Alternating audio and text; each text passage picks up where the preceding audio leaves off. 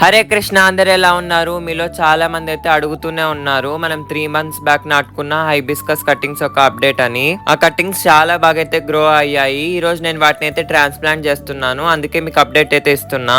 మనకు నాటు వెరైటీ మందారం ఈజీగా పెంచుకోవచ్చు కొమ్మల ద్వారా. హైబ్రిడ్ వెరైటీస్ అయితే మనం గ్రో చేసుకోలేం, కానీ ఇలాంటి నాటు వెరైటీస్ అయితే చాలా ఈజీగా అయితే పెరుగుతాయి కట్టింగ్స్ నుండి. 3 మంత్స్ తర్వాత ఇలాగైతే ఉన్నాయి, చాలా బాగా అయితే గ్రో అయ్యాయి. ఫుల్ గా రూట్స్ అయితే వచ్చేసాయి.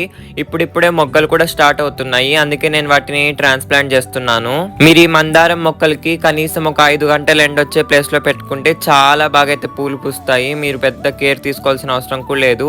అప్పుడప్పుడు మిల్లీ బగ్ వస్తూ ఉంటుంది. వన్స్ ఇవి మంచిగా బ్లూమింగ్ వచ్చిన తర్వాత కూడా మీకు ఒకసారి చూపిస్తాను. వన్స్ నేను ట్రాన్స్ప్లాంట్ చేసిన తర్వాత ఏ మొక్కలకైనా ఎప్సమ్ సాల్ట్ వాటర్ లో కలిపైతే ఇస్తాను.